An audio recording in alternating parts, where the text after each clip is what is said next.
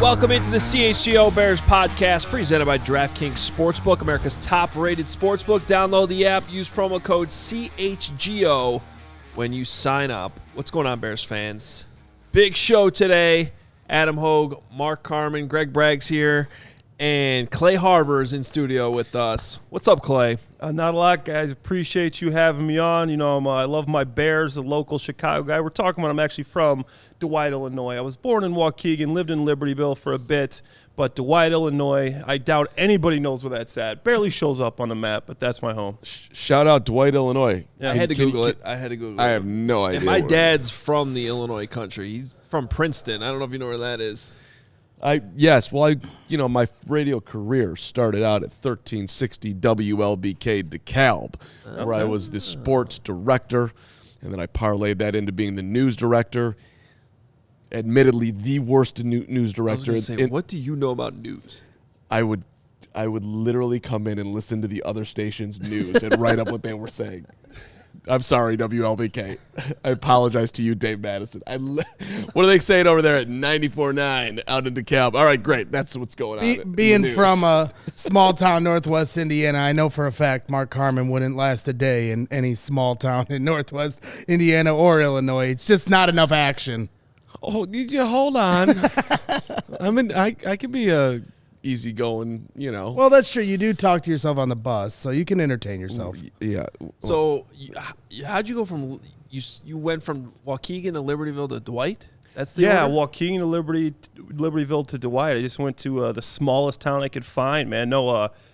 Ended up moving. My mom's side of the family is from the country. They're like deep Arkansas folks. Really, really country. Like, I could bring them in here. I mean, it's hilarious. I love them all to death, but It's like a reality show. Like, literally like one of those like country, like, redneck type shows is my family. And they're a great group, but they're hilarious. Like, going from that to like my dad's side of the family is hilarious. What's the most country thing you've ever eaten? Man, that's a tough one. I mean, my grandma makes this thing called beef stew. There's no beef in it. Okay, like nobody knows what's in there. We just eat it. Nobody knows. That sounds moderately delicious. It's good, but it's like, what am I eating here? There's no beef in this. I watched. Do you guys see the thing on Twitter today with the guys making alligator on a griddle? It has 2 million views. It popped up on my feed. No, I didn't see it yet. It looked so nasty. Never tried it. I've had some alligator. You've had alligator? Yeah, I think they used to have it at the Taste of Chicago. Well, in New Orleans too. Yes, as Lawrence, the Michaelis Lawrence. Giacomo's in New Orleans has great alligator, according to Lawrence. Never. I actually, I played for most of the teams at some point, and the Saints was actually one of the teams that I put a jersey on for, surprisingly, and I never had alligator. Fourth-round draft pick, the Philadelphia Eagles, for those who don't remember, 2010. Yeah, I was gonna say. So Clay was fourth-round pick, and never played for the Bears, but as he said, I mean, he's from here, so Bears guy. You've gotten involved in the media a little bit here too, and yeah, my dad. I remember my first game in Philly. We're showing up. We're playing the Eagles. I'm pumped up. I had like 3 catches. We ended up losing, but I see my family after the game. My dad, my brothers, everybody's wearing Eagles gear and Bears gear. I'm like, guys, you can't do this. You can't do this to me. My dad's wearing an Eagles hat and a Bears jersey. My brother, Bears jersey, Eagles hat. I'm like, guys, you're by the bus. This is my family, and you're wearing Bears stuff. Like, grew up diehards. All I heard about was the 85 Bears. I was born in 87, so I missed them. But this guy right here, Walter Payton, I just heard all those stories growing up, became a huge Bears fan, and, my family was never able to turn down that fandom, even when I was playing against the Bears. I mean, I don't want to make it weird, but if Braggs was your dad, he would have had his Bears jersey on. Come on, Braggs. Right? Hard to give up the allegiances. Yeah. No, but not for family and friends. Oh, okay. Yeah, I'd change up for that. Not even the Eagles hat, Braggs, huh? You would just wear the straight Bears gear. wait, was the game here or in Philly? It was here. It was here. It was in Soldier Field, and I vividly remember just being really embarrassed, standing by the bus and with all the players and the families, and everybody's wearing Eagles gear. Then you got my family showing up with a bunch of Bears stuff on. How did you It's a great story. And the Eagles and Bears have a playoff history. Bears in 2001 lost to the Eagles, and then the double doink, of course. So, and I was at that game, and they were not kind to us as we left. You'd think a team 1 year after winning a Super Bowl would be a little more gracious, knowing that they got pretty lucky to win that game, but they weren't. They were not gracious. They let us have it as we walked out the stadium. But I can't say that it's definitely not personal. They're like that to everybody. They're like that to everyone, yes. Love the Eagles fans. They're a very passionate fan base. I remember one time I'm out to dinner with my mom and brother came to Philly to watch a game, and they're staying at my apartment. And we go out to dinner after the game, and it's a game we lost. And I go to the bathroom, and I do notice, like, these guys, they kind of get up in, like, the bathroom. I finish using the bathroom. I wash my hands, and the guy's like, "Hey, man, I just got to ask you a question. How can you be out to dinner right now after that type of a loss? Like, shouldn't you be, like, at home, like, upset?" I'm like, "Well, I have to eat." I need food. Like, my mom and my brother are in town. I need some food here. So that's the Eagles fans, man. They take it personal, and you love that. You want a fan base that cares. But, in Philly, these guys are lifers, man. They're grandparents, they're dads, they're families. These guys are just complete diehards, and you love that as a player. But when you're losing, it's tough. We had picket signs like they were, picketing for the environment or something when Andy Reid went 8-8. Fire Andy. Because you've been very supportive about Justin Fields on Twitter and everywhere else, but you just made me think of the conversation that happened this year. Like, do Bears fans care more than Fields? I'm assuming that tweaked you as a former player, the concept that the fans care more than the players that are in the locker room. Nobody, here's what I always say. I'm like, yeah, coach, nobody wanted me to make that play more than I did. And, the players, yes, they care, but it's just a different type of caring. As a player, you got to learn how to forget. As soon as something's over, you are done with it. You throw it away and you move on. That's what every great player has to do. And it's for fans, they don't understand that.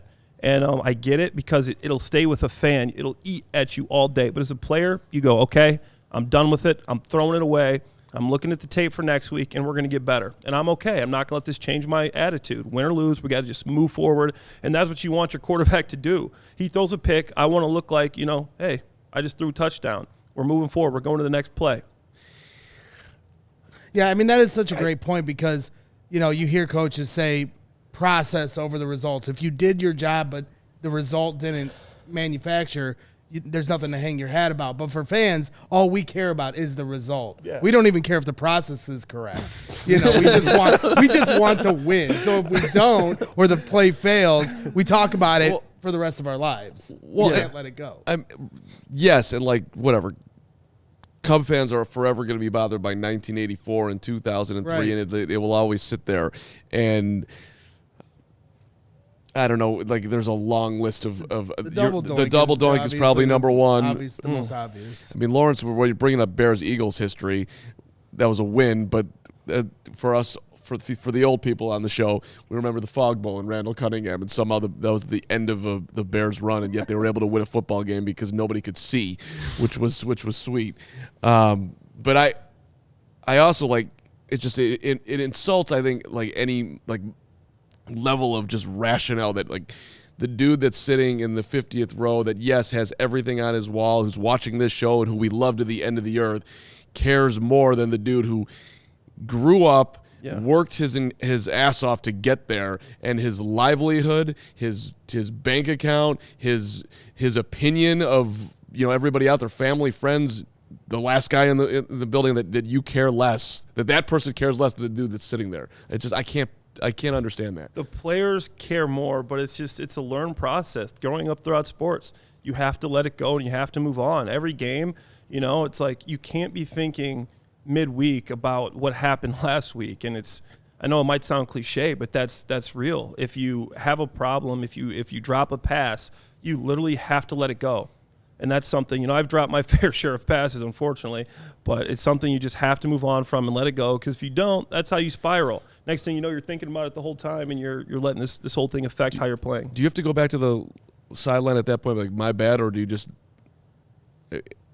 everybody knows it was your bad? So no, everybody knows. No, nobody says anything. Nobody even barely looks at you. It's they just let you do your thing. You're all right, yeah, he dropped it. They don't come and try to chew you out. Catch the football. It's something that you know what you have to do.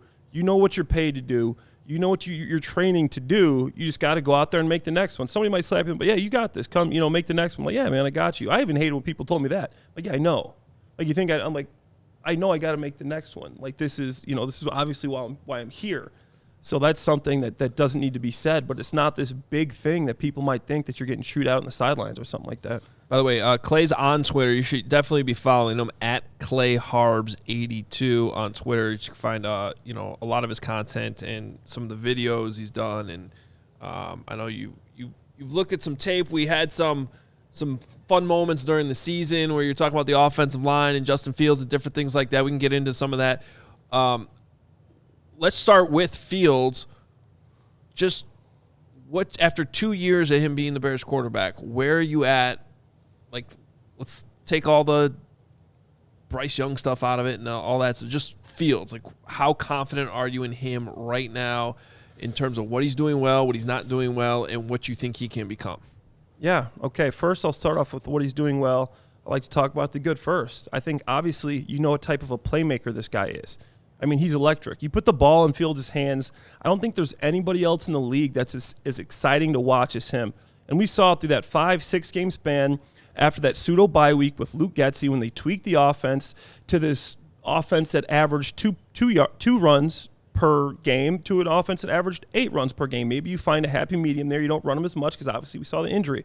But you start tailoring things to his game. He can run the quarterback sweep, and you're gaining an extra blocker. That's huge. And you start running the zone read. Jalen Hurts, one of the reasons the Eagles made it as far as they did was because of how good Jalen Hurts could run the zone read. In the divisional round, they set an NFL record with 230-plus rushing yards on a zone read play. You're gaining a defender. You're gaining an offensive player. The defense has to account for the quarterback on a zone read. So you're playing with odds that you usually don't have in the zone read, right? On the quarterback runs, you're gaining an extra blocker because now the quarterback isn't just handing it off. You're gaining an extra blocker. That helps. That's something that not many quarterbacks in this league can do. He's big. He's 6'3", 230, and he can do that. He can run. I know there's some injury risks, but he's pretty good at avoiding hits most of the time.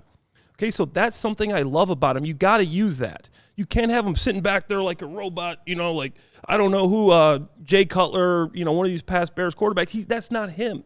He's not a guy that's going to sit back there and just get the ball out in a 3-step out, 5-step out, 7-step out. But he can do so many other things that he's just opens up the book, and it's very hard to stop. We saw it. He was averaging 26 points a game almost during that span. It was a top 5 offense with what he had around him. I mean, that's incredible.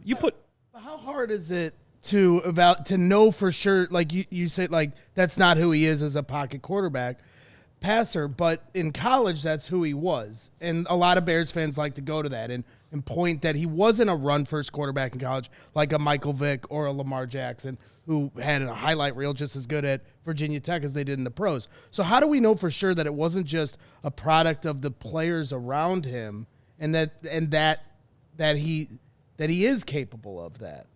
So with just to piggyback off the offensive line stuff, so that's what I think he does great, is he's the playmaker. But like you said, like how do we know he's not that? Just from what I've seen, he holds on to the ball too long. I mean, he was dead last in getting the ball out, and I know people say, well, there's nobody getting open. That could be part of it. Maybe nobody's getting open. But the offensive line wasn't as bad as people thought they were. I didn't say they were a great offensive line. I'm watching this film. I've watched offensive line film my whole life. I played for the Jaguars. I've played for the Patriots. I've seen good offensive lines. I've seen bad offensive line. I watch film, obviously. This offensive line was not the worst offensive line in the league. If you hold the ball for 3 seconds sometimes, you see a defender, you got to get rid of it. You got to throw it away. You got to hit your check down. You watch Josh Allen. His offensive line was terrible at times this year, but he's getting the ball out. You watch Joe Burrow when his 2 starting offensive linemen are down in the playoffs. What's he doing? He's getting the ball out in 2 seconds.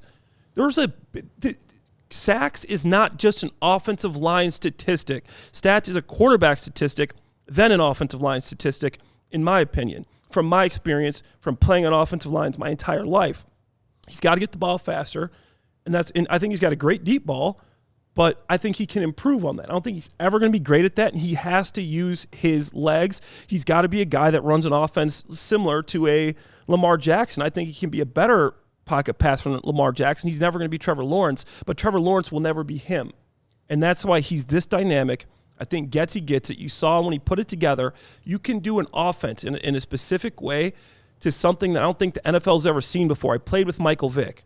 I've seen what he was able to do. I think he can take that a step further with the run game. Michael Vick, people say he was 6 foot, Michael Vick, he used to weigh in with 5-pound plates in his girdle because he would get fined if he wasn't a certain weight. He would sneak the 5-pound plates in his girdle. So, yes, swear to God, you see it. You come out of the weigh-in, Mike takes the 5-pound plates out of his girdle. We're all just laughing. He's weighing in with 5-pound plates in his girdle. Funny. I never tried it. I was light too. Wow. But Fields, with his size, his ability, can be an all-encompassing, different style offense. He's not going to be the Trevor Lawrence, get the ball out, the quick guy, the Joe Burrow. I think he can improve, but that's never going to be what he's great at. He's going to be a great playmaker and a great quarterback, but just a different style. Let me add on to that just with one thing that's bugging me about the narrative right now. And I'm sitting here trying to tell everybody, let's have an open mind.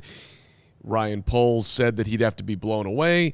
I could see somebody getting blown away when they watch Bryce Young tape and also getting really scared of the fact that he's 5'10" and might not survive in the NFL, which is what. And also, I think you have to do the whole calculus. What are you getting for the number 1 pick? What are you getting for Fields? I think you're getting a lot more for the number 1. I think you have a lot more certainty with Fields, which is why I think you add all that up together. It's much more likely, like 98% likely, that there's not going to be any level of movement with the Bears are going to have Justin Fields at quarterback.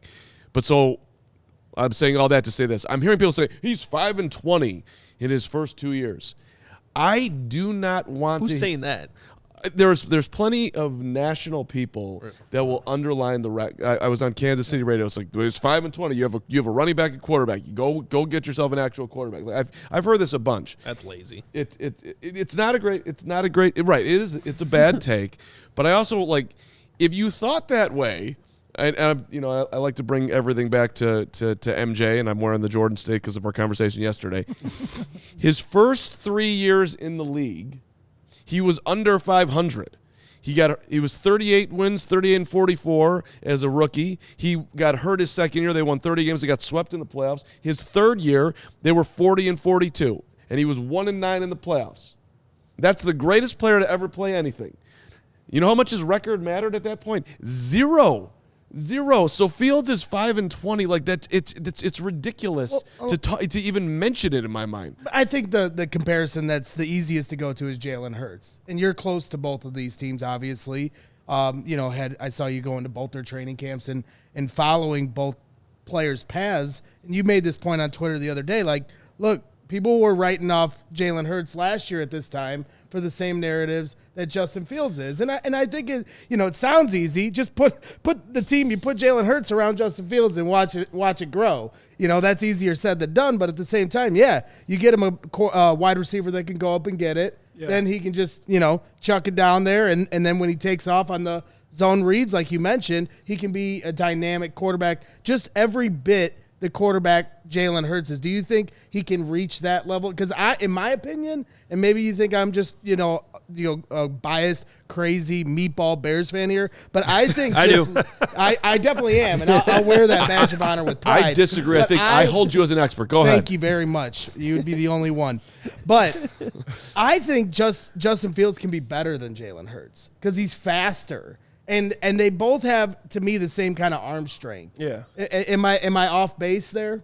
No, I don't think you're off base. I think he's got a higher ceiling for sure. And here's the deal. Last year, everybody in Philly, all the beat writers, even the beat writers that loved Jalen Hurts now, were saying the same thing. Yeah, the Seagull team's good, but Jalen Hurts is your quarterback. He can't do it. Look at his numbers. To me, the numbers are striking. You're talking about a guy that has an 85 rating versus an 87 rating in their second season, 54 overall QBR for both of them. They both had similar 17 touchdowns to 11 interceptions for Fields, and then 16-9 for Hurts. You're talking about Hurts' numbers last year. Right. Last year, and obviously not this year. And he still had a great offensive line last year, and he saw Devontae Smith and Dallas Goedert last year, who are still players that are better than the guys that Justin Fields has. And he had a good defense. So when you put better players around Fields. You get him a number one receiver. You saw the jump that Hurts was able to make. I think, yes, Fields can make that jump. A number one receiver is huge that you can just – because when you got a one-on-one situation, single high safety, most of the time it's going to be a one-on-one. Worst case scenario, you're looking for your big number one. Now Hurts has two of those guys. You bring in a number one – now I'm arguing, Fields has two of these guys. A number one receiver would make this Bears unit an actual good receiving unit with Claypool and Mooney healthy. I like Cole Kmet. I think maybe you can bring in a move tight end as well. And then you got to fix the offensive line. Like I said, the offensive line wasn't terrible. Jalen Hurts had the best offensive line in the league. It was incredible watching Lane Johnson. It was incredible watching Jordan Mailata, Landon Dickerson, Jason Kelsey, Hall of Famer. Obviously, I don't think the Bears are going to be able to do that, but I think they can bring this offensive line to a consistent top 10 offensive line. And with that, Fields will improve. And it's symbiotic, too. Defense matters. Defense matters to the quarterback. Now you're not playing from behind. Now you're playing, and you have the run game at your disposal. You can do more play-action passes. People think, what does defense have to do with quarterback play? It has everything to do with it. It's all-encompassing. If you're on a good team, you have a good defense, the whole playbook's open. Field position. Now you don't have to play from behind, and you can play the way you want to play and run the game plan. Why are the Bears scoring all these first opening drives?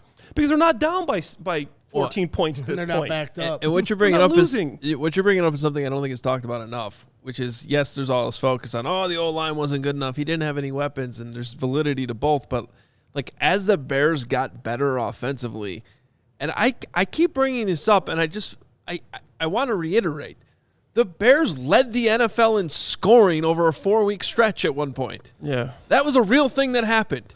That doesn't happen here, ever.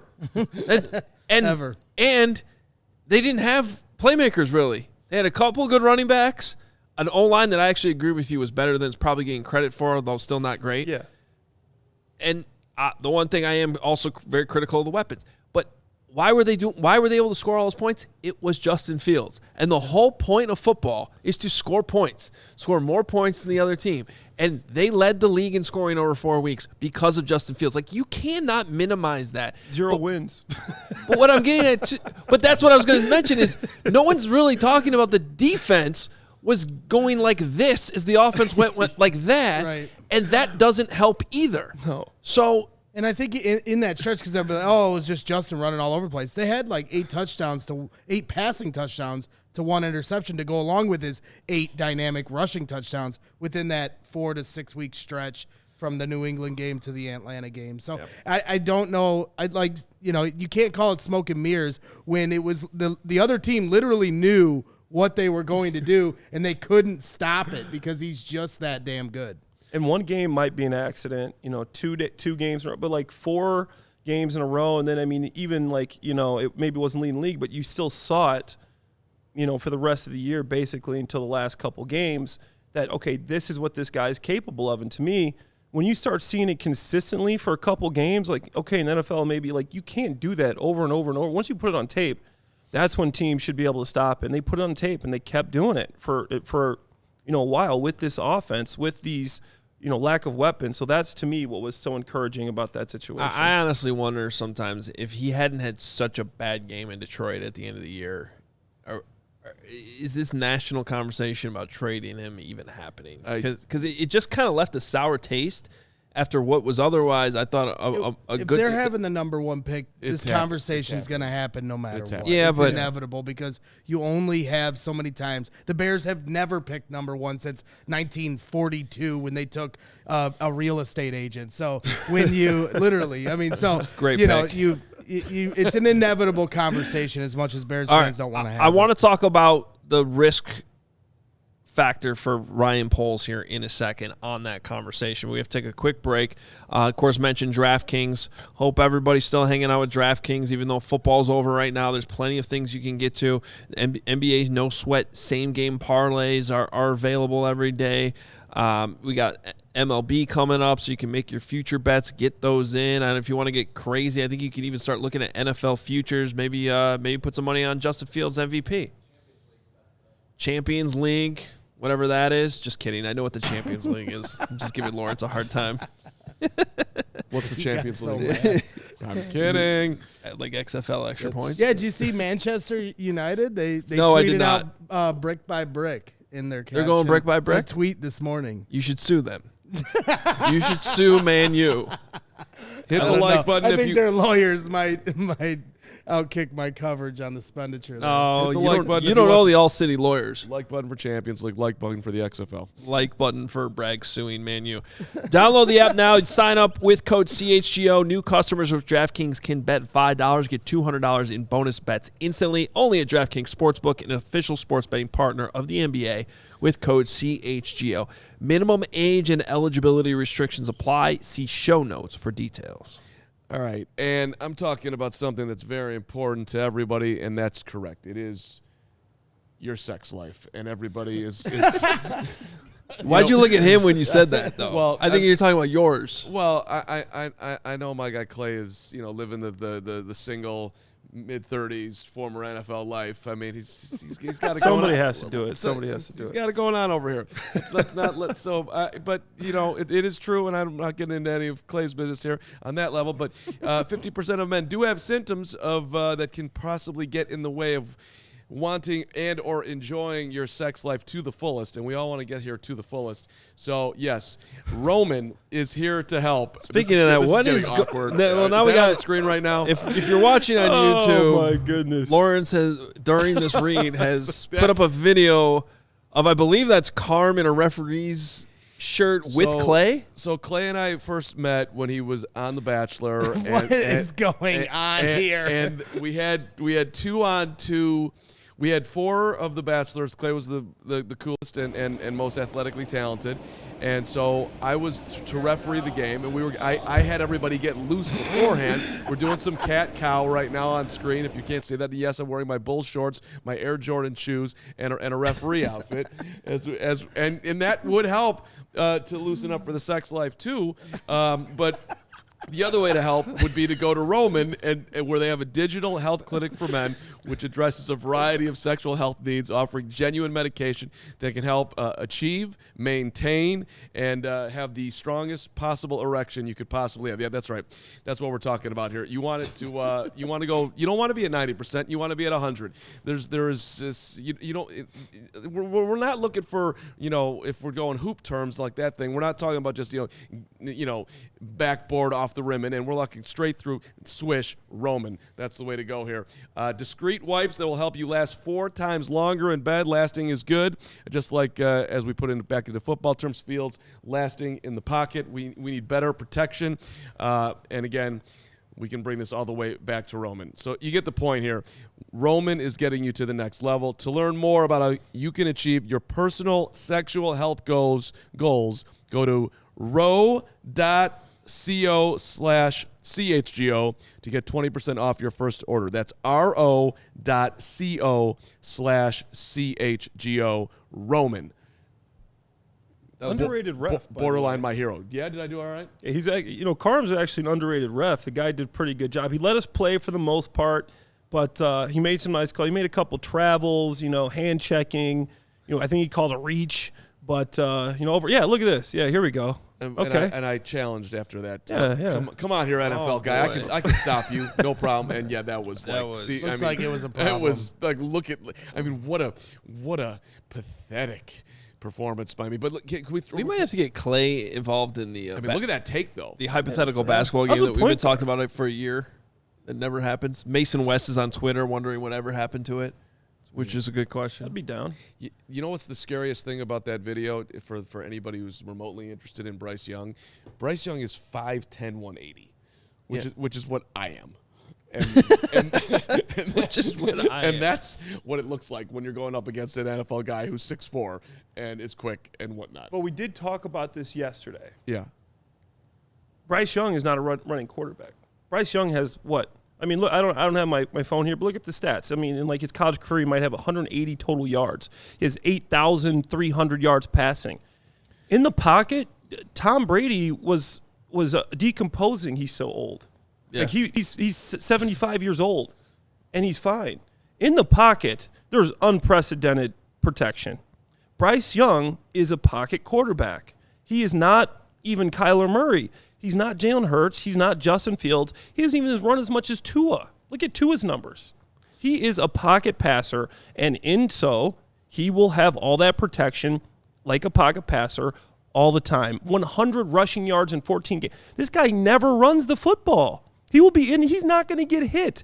He might get sacked or whatever, but they can't be rough with the court. They can't even land on him anymore. So I think that's, I'm not saying draft Bryce Young, but I think maybe teams will look at that and say, okay, this guy is a pocket passer. He extends plays, but for the most part, he will be getting that unprecedented pocket protection. Yeah, I think it's all about, with all these quarterbacks, it's about fit. And when you watch Bryce Young's tape, he does have a crazy knack for just knowing where the pressure is around him while being able to keep his eyes downfield, moving inside the pocket, just sort of naturally with his feet. Who was the game-winning touchdown pass he threw against? I can't remember the team, but it was right at the end, game-winning, obviously. And it looked like he was scrambling in the pocket, looked like he was going to get sacked, and looked like he was about to take off to run towards the end zone, and that pulled the defense towards him, and he threw it over the top for the game-winning touchdown. I don't know if in your tape. Yeah, I actually know the play you're talking about. That was the one play where okay, this guy's got it. I know what play you're talking about because no one was really open even at the beginning, and the guy came open on the back. I want to say it was Tennessee, but back of the end zone, right at the end, maybe. But the point is he does have that. So, look, this isn't a segment about making that move, but what it is since everybody's talking about this, I think we haven't really approached it from this angle yet, and I find it very interesting. What's the better move for Ryan Poles' job security? Think about it that way, because this is always a factor. So the question essentially is, what's the riskier move for him to make? Because for me, I think it's way riskier to trade Justin Fields and draft Bryce Young, because if you make that move and you're wrong, Fields goes off to become a star and Young doesn't work out, even if it's not necessarily Young's fault. Maybe his size, just he gets injured a lot, like we've seen with Tua. I think Tua's good, but he keeps getting hurt, can't stay on the field. Whatever the reason is in the end, to me, that goes down as an all-time Chicago bust move, to trade away the good quarterback and draft the bust, as opposed to the other way around, which is, okay, Fields never quite develops and Young ends up being a superstar. I still think that's more defensible in this situation than the other way around. Does that make sense? Does anybody disagree? Yes, but if you it do? does, I don't disagree. I'm saying yes, I completely agree. Okay. But no, I'm sorry, I didn't say whatever. No, you're good. Yeah. So no, to me it is 1,000% riskier to take, Fields out of here and bring Bryce Young in. But in your scenario that you draw up, if we keep Justin and Bryce Young goes off and Justin doesn't work out, there's going to be a lot of heat for that because you'll never get another shot at a number one pick. But Ryan Poles' job will be safe because he can say, all right, now I can go get my quarterback after Justin proves that he's not the guy, if that were the scenario that. And also, if he drafts Jalen Carter and Jalen Carter's amazing, no one has a problem with that. Then his job's not really on the line. That's why I said draft him and just keep both, but nobody wants to listen to me. Well, you're saying take Young and if keep Fields them doesn't both. work out, then you play. I'm too scared to choose. Which they're definitely not doing that. But I know. I just think it's interesting to try to sit in Poles' seat. You're 37 years old. You are the general manager of the Chicago Bears after moving up the food chain very in a linear fashion in Kansas City. This is you've been waiting for this opportunity, and now, with not a ton of experience, you are given the keys to the NFL. You are controlling the draft, you are controlling free agency. That is a lot on his shoulders.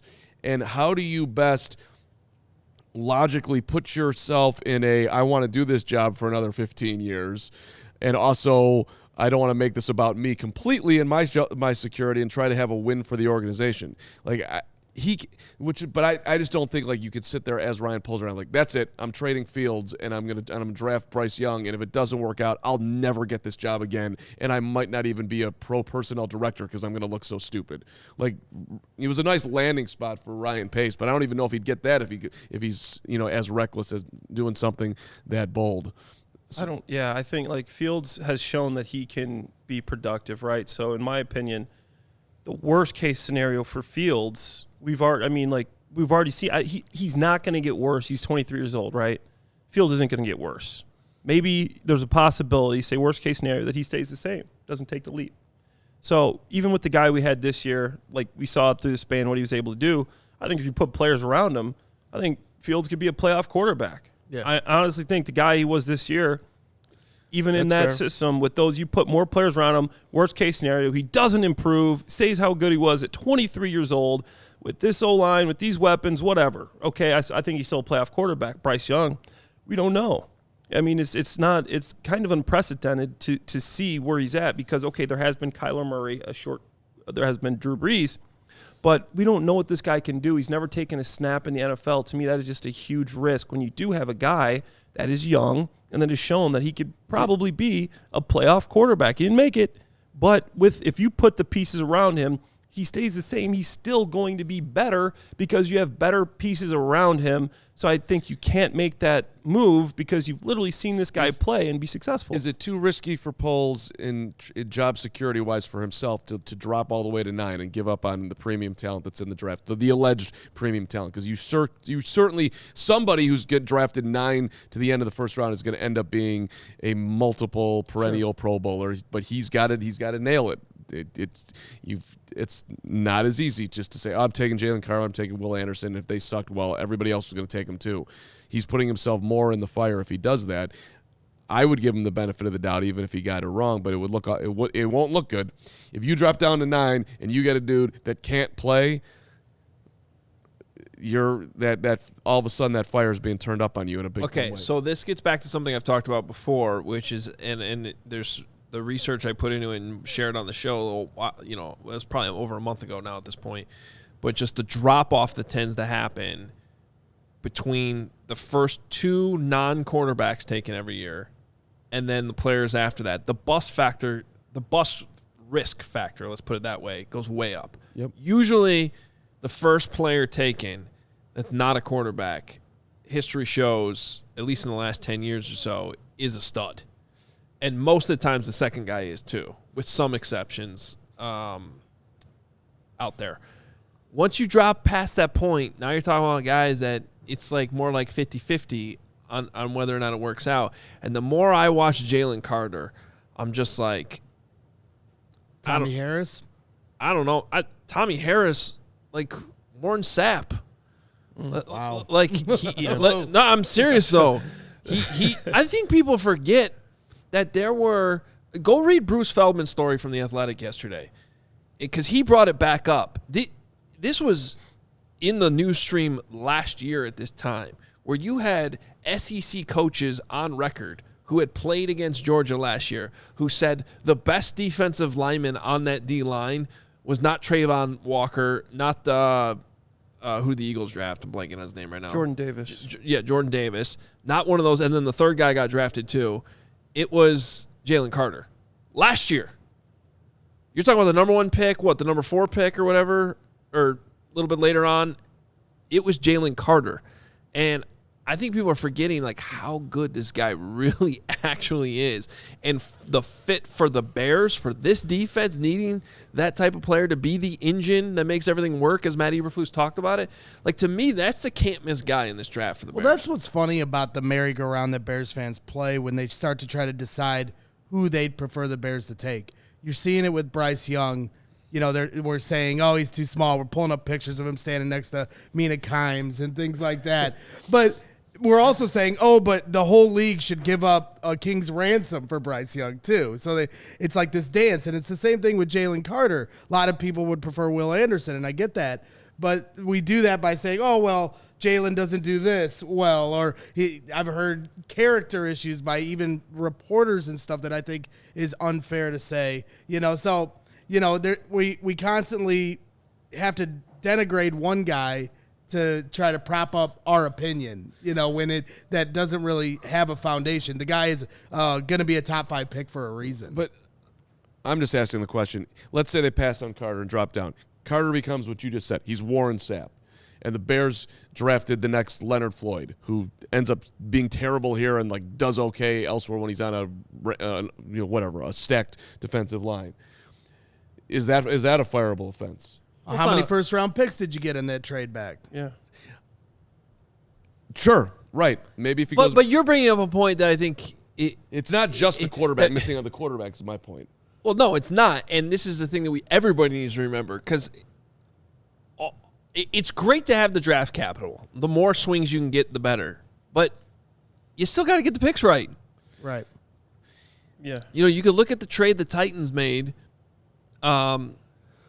In the Jared Goff trade, the original Jared Goff trade, when the Rams went up and got him, that didn't necessarily work out. They took Conklin, who ended up in Cleveland, and I'm forgetting who the other guy was in that pick. But you still got to make the picks work and be studs for your own. Hit that second contract at least with the Bears. Yeah. After you pick them. In my opinion, this is how I look at it. Right? It's you could draft Jalen Carter and he could turn into an All-Pro. But if you trade that pick, you get down to 9, 7, 8, wherever you go, and you get a couple. So now you got 3 players that are consistent starters getting the job done, and that makes your team better than just having that one player.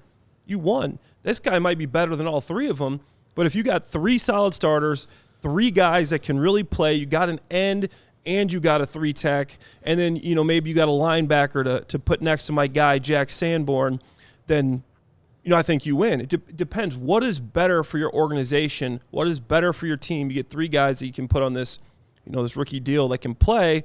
Are they going to be more impactful than the one that turns out to be the All-Pro? So in my opinion, if you think that's what you can get, you look in where you're ranking these guys in the draft, you fell in love with a guy at, say, 9 or 7. I think this guy can be close to him, and we're getting this first-rounder next year, and we're getting a second-rounder this year, where I think maybe we can get a receiver that can really help Justin Fields.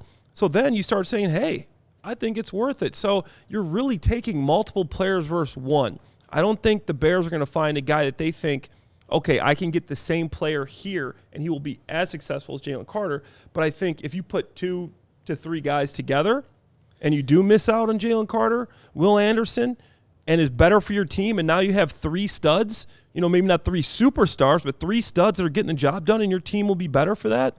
That's a decision Poles has to make, and I'd be behind that. And that's why I feel like, as much as I would love the Panthers trade scenario, because I feel like there's multiple first-round picks attached to that, I really do think that there's an opportunity where the Bears could get 2 first-round picks for the Bears having next year and the year after with theirs and the Panthers.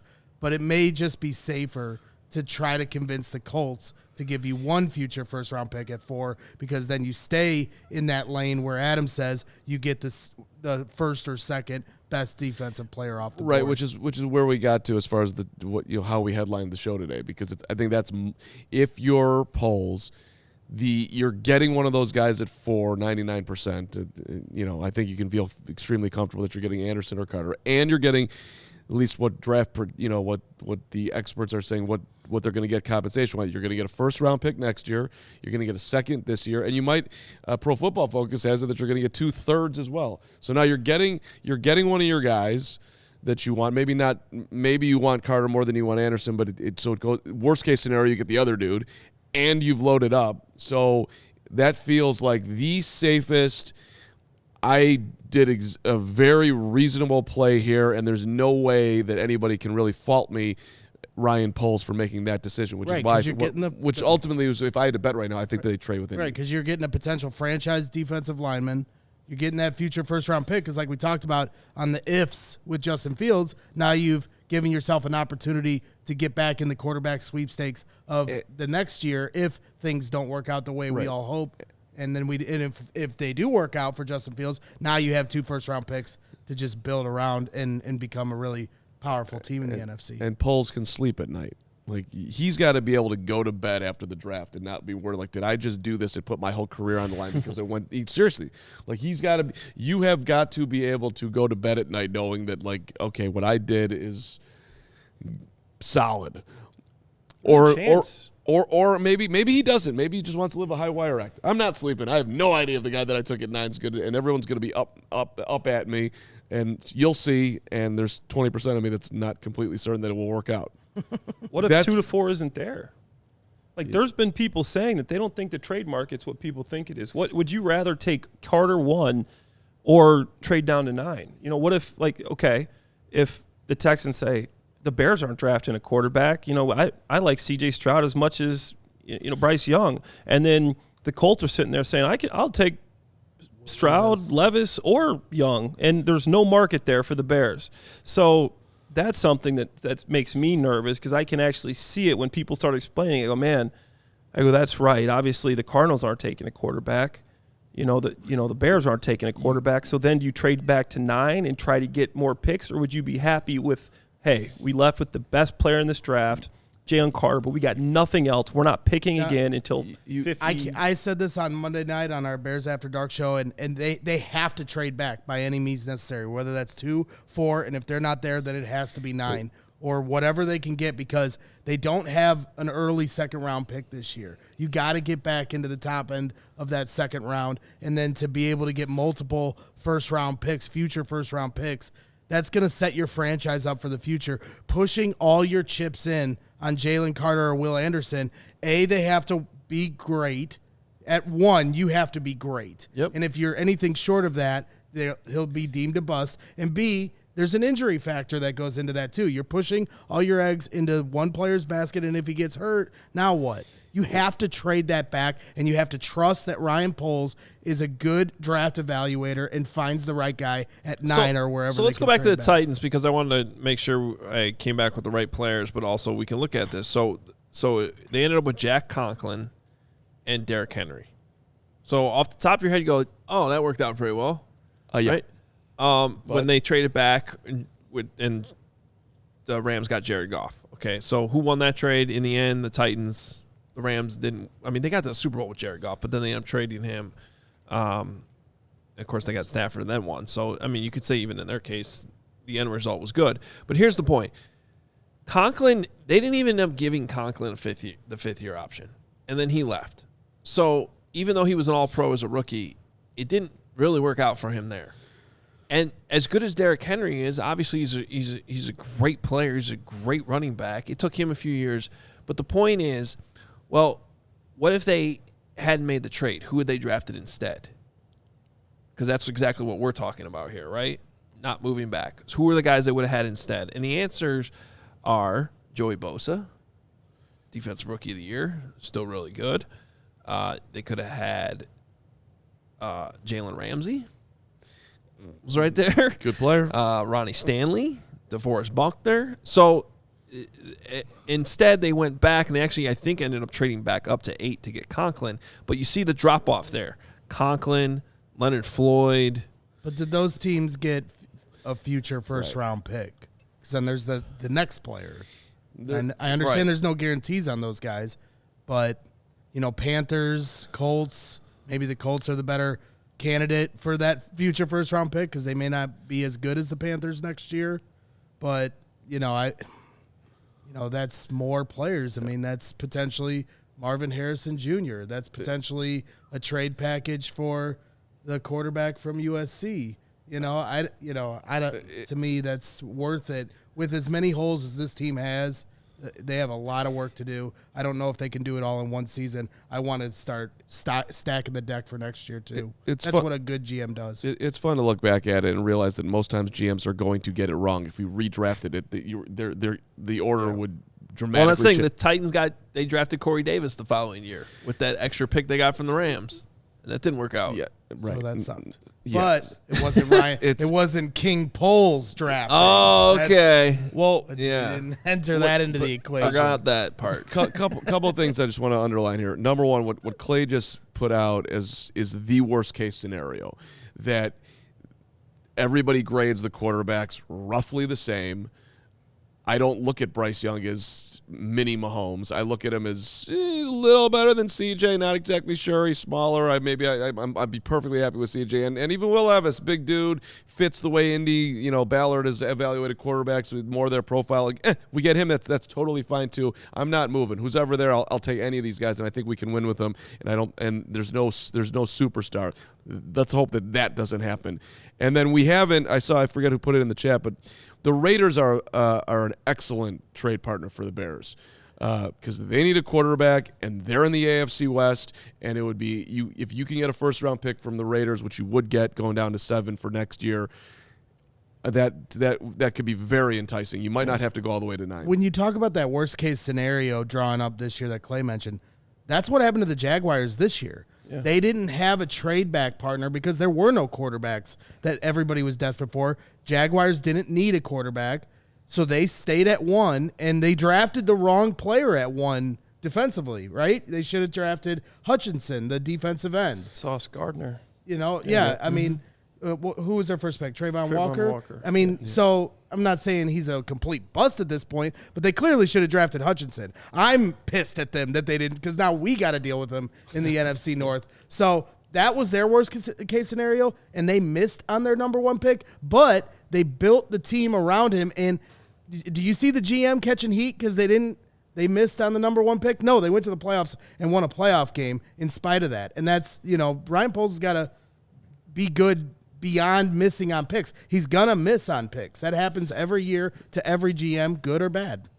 All right, real quick, got to tell you about Game Time, the hottest new ticketing site that makes it easier than ever to score the best deals on tickets to sports, concerts, and shows. If you've ever dreamed of sitting in a seat you never thought you could, well, you got to check out Game Time. 50-yard line, courtside, behind home plate. They have options that you can find, flash deals that pop up. If you check it at the right time, maybe there isn't a flash deal, you come back 10 minutes later, it might be there then, and you can get the right deal, the better deal, the best deal that you can find on Game Time. It's created by the fans, it's for the fans, and they guarantee the lowest price. If you love CHGO, you'll love Game Time. The best way to support us is by buying your tickets through the link in the description. Join over 15 million people who have downloaded the Game Time app, score the best seats to all your favorite events. I got a $56 ticket for Friday night, the debut of Pat Beverly in a Bulls uniform. I got it right here for you on the Game Time app. There you go. I also, by the way, why can't Pat Bev go Bo Jackson, Deion Sanders, and be a bit player for the Bears in that secondary? You telling me that Pat Bev couldn't D up? Yeah, that's what we're telling you. He's got the mindset. He's got, honestly, half of it's mindset and mentality, man, and he's aggressive. So I think that, you might be onto something. You should hit up Poles and tell him to look into Pat Bev. Am I in a time machine? Did you bring this up yesterday? Yes, I did. Okay. I brought it. I was hosting over at NBC Sports Chicago yesterday, and Clay was in there with our guy Josh Rock, but I brought it up at the very end of the show and got yelled at for it. Okay. But I think I think the same thing's happening right now. You don't like Pat Bev on the Bears? Pat Bev. He'll kill you. I would rather. He looks like he could play We got football. about 3 minutes left with Clay Harbor. I'd rather ask him about realistic players that could be Bears. Okay, do that. Not Patrick Beverly. The Titans made some moves today. They released Taylor Lewan. They released Future Bear. Corey Davis. No. Who else did they release? That. I'm blanking on him right now. What do you think about Taylor Lewan while I find the other 2 players that they just made 3? Oh, and the kicker.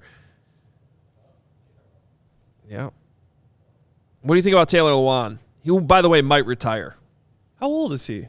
31. He's 31. Okay. He's had knee issues, though, recently. Yeah. He had the torn ACL a few years ago. I think he went out in week 2 this year and didn't play the rest of the year. Robert Woods was the other. Robert Woods, I was trying to think of. Yes. Receiver. Yeah, I like Taylor. Taylor and me used to train together at Exos for pre-draft stuff. Him and Richie Incognito, those were 2 of my workout partners. Those guys, he's a hard worker. Taylor's putting in the work. Richie, they're putting in the work. They're guys that in the weight room, I don't know if they could even hang with Carm because Carm's throwing up weight, man. That's something that you guys don't see. Thank you for underlining that. He's throwing up some serious weight. Seriously. So he's a hard worker just like you in the weight room. But no, honestly, that's what I know about Taylor is just the workouts, man. This guy was was one of the hardest workers. He's staying after. A lot of guys, they get in there, they get their clock in, they clock out. He's staying after. He's on the treadmill. He's not just doing the stuff to to make yourself look pretty, look good. He's working. So you have an O-line target though, don't you? That you want him to go out and get?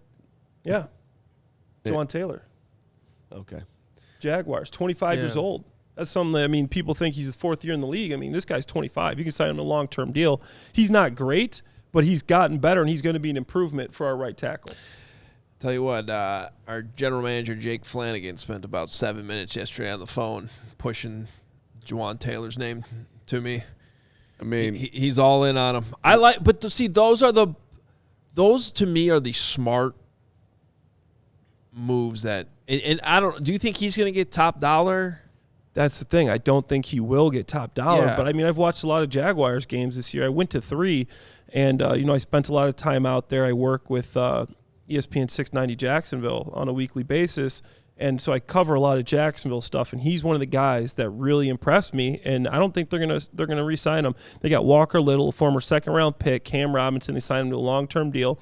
And they're cash strapped. They don't got much money. They need to bring back Evan Ingram. So Juwan Taylor's walking. And that's like the perfect type of candidate, right? Because he, like you said, he's still 25. He's 25, and he's younger, and he's not top dollar. Right. That's exactly not top dollar and younger. So if he works out, experience. Now you could have somebody for a long-term, endeavor. Those are the guys I like. The ones that are still on the upside, even if the ceiling isn't, future Hall of Famer. Yeah.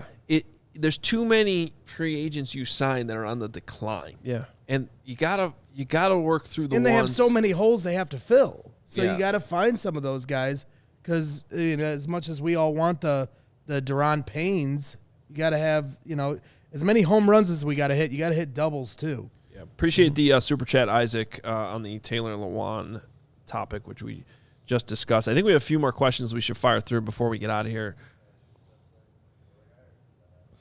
Hit the like button if you want us to stay extra today because you want to hang out. 640 of you in the chat. Hit the like. We need likes. Or Carm's going to start talking about his basketball game some more.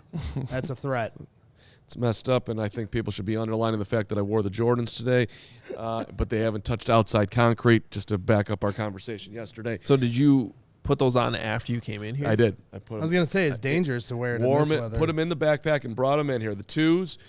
Don't really like the green and white color, to be honest, but that's all they had, and I had to get. I need. I don't. That's these are Celtics colors. I was gonna say, why are they green? Because I can't.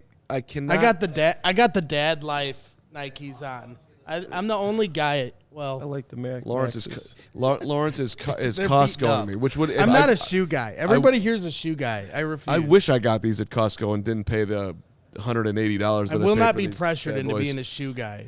So it's the CHGO thing to where you have to cross your right leg over your left leg. I try to go. I'll tell you what, Clay, and I'm being 100% serious. I started putting my computer over here because that sitting like that is literally giving me a hip problem. Yeah, you got it. And I have to get checked out. I have to get this checked out. Sciatica. Is that what it is? Well, and then my problem is my feet barely reach the floor, so I feel like a kid in in a high chair. How tall are you? I'm 5'11". That was the biggest lie I've ever heard. 5'10". He said that. I swear I'm 5'11". I tell people 6 foot, and I told the truth, and now you think I'm lying. Well, just go on with whatever you're talking about. I think what we don't worry about my height. It's not. I don't think it's the height issue is why you can't touch the floor. Which we're we're working on things, Carm. We're sinking into the chair a little too deep here. That's okay. All right, let's address Mike's question here. Would you rather trade down to 4 with Indy and get Carter, or trade down to 9 with Carolina and get a haul, including a first next year? Here's the thing. I think you could trade to 4 with Indy, get Carter, and still get a first in that trade. You are getting a first in that trade. So I'd definitely take the first option. Again, that's why we titled it today. I think they're trading with Indy, if you had to bet. I'm going to get it done at the Combine next week. I'm going to talk to – yes. Who are you going to talk to? Jim Irsay. You're just – actually, here's the weird thing. I could see you and Jim Irsay hanging out we're gonna get drunk. at Prime at we're going to get this done at 2 a.m. in Indy. You got it. I could actually I would say there's actually a 2.5% chance that scenario could play out. It's going to happen. So we're going to get a future first-round pick, second-round pick, and then I'm going to work between a third and a fifth as the topper. If there's one owner in the league who would negotiate a trade with you instead of the general manager of the team, it would be Jim Irsay. I think he's trolling us, though. You guys have been seeing what he's saying on Twitter. Oh, I think he's trolling, too. He's not. There's no way he's really into Bryce Young, and he's going to say, he's just going to blurt it out, like, oh, look at this kid from Alabama. And he's going to show himself riding on a bear at, like, I don't know what he's doing. Yeah, but the initial, troll. When he said it at the press conference, like, I don't know if he was trolling there. I think that was a fraudulent slip. Now he's playing into it, but I think at the press conference, he showed his hand a little bit there. I don't know if he's calculated enough in that moment at the presser. You know what I'm saying? Yeah.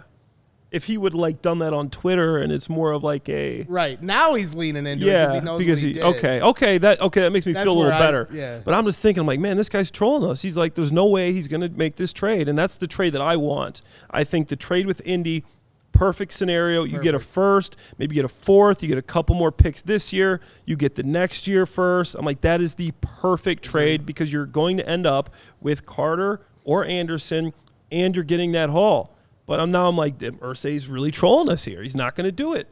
But, I mean, perfect world, you trade down twice. You know, you trade to the Texans, then you trade back again, and then you still get that haul. You get an extra couple of picks. But I think you guys are right.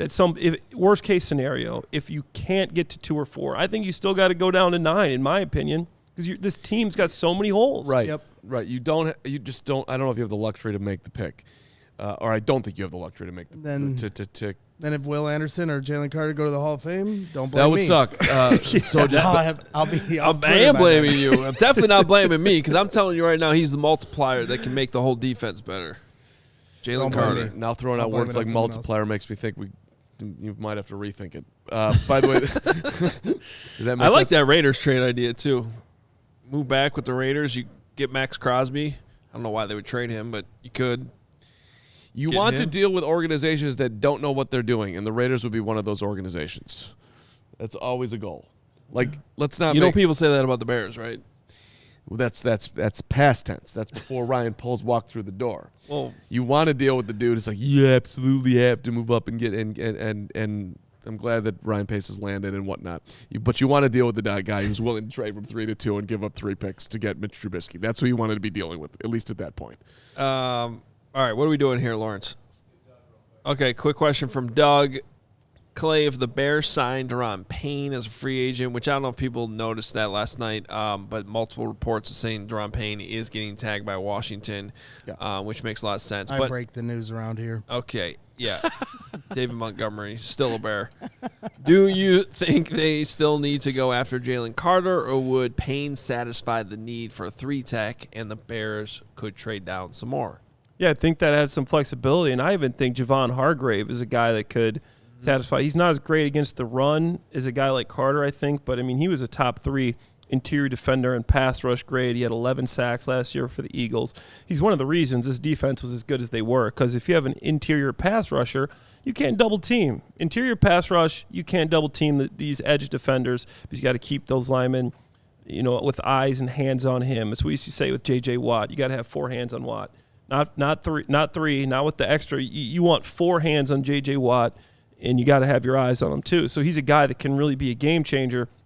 So I think if you do that, that adds that flexibility where, Will Anderson becomes your pick, Javon Hargrave, Daron Payne. You know, I think maybe Carter will be better than those guys, but I think right now those guys are still young enough for a few years that they can get the job done. Then you get Anderson, and after seeing that windmill dunk that Carm showed me yesterday on NBC, no problem. Anderson, man, that guy, I mean, he could be a Von Miller type athlete. Like, that's pretty impressive. You all have seen that one? What? I haven't seen it.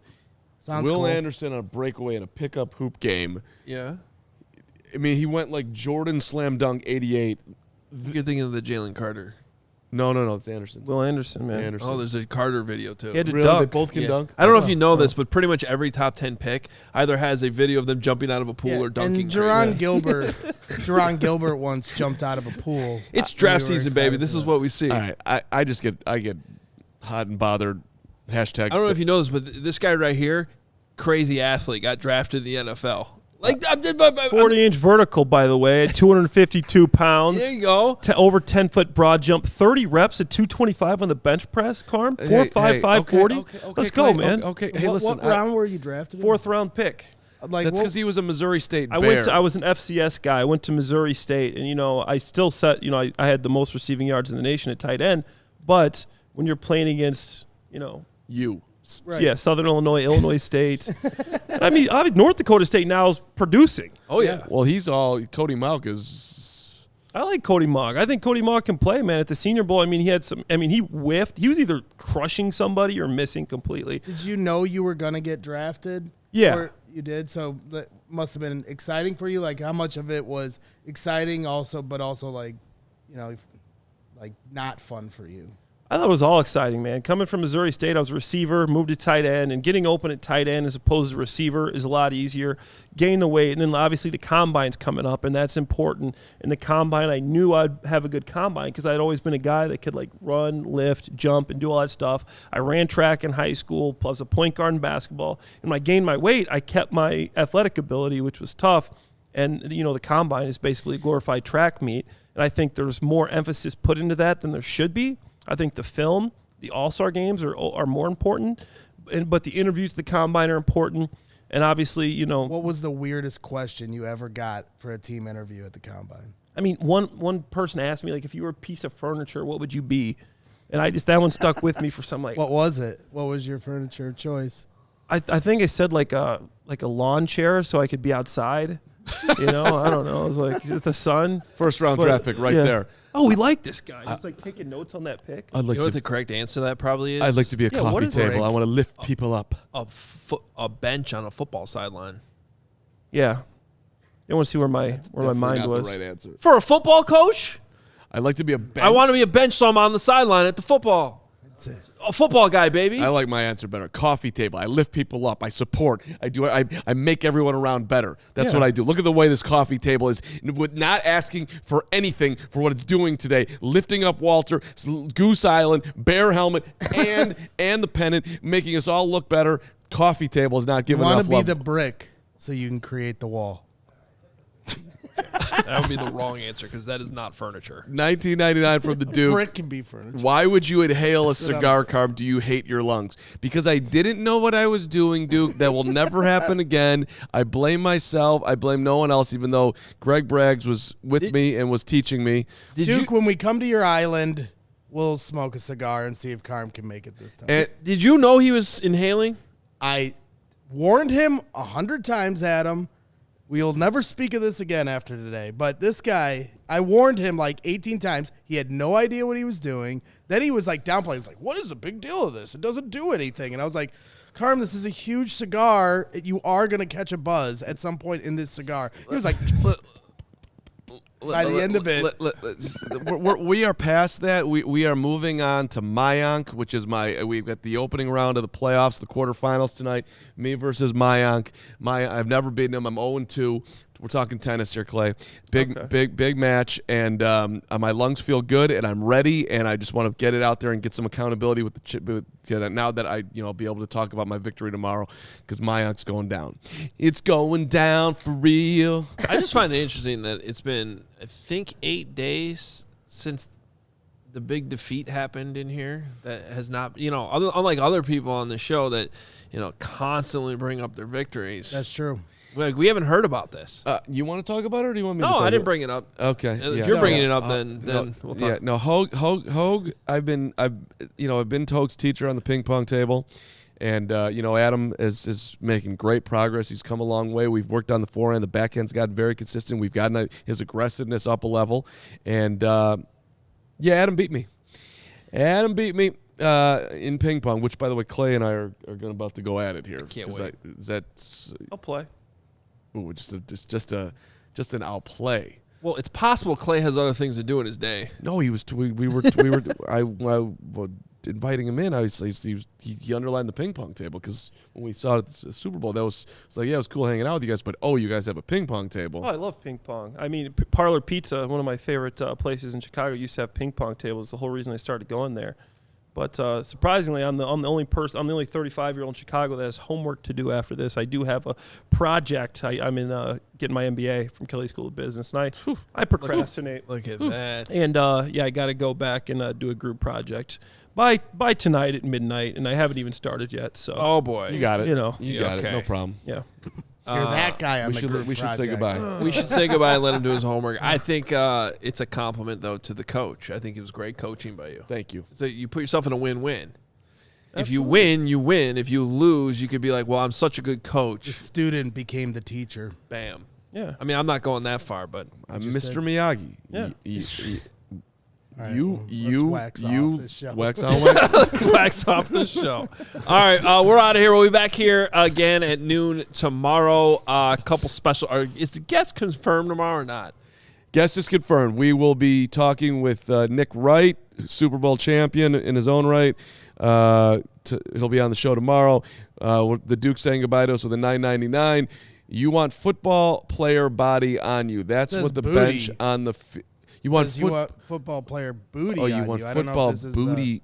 See, sometimes the Football Duke gets a player. little. That's what the bench and the field answer says Okay. about you, Hoge. I love you. I love you, Duke. Duke We'll does talk go off to the you rails. tomorrow, Duke. Bye-bye, everybody. I'm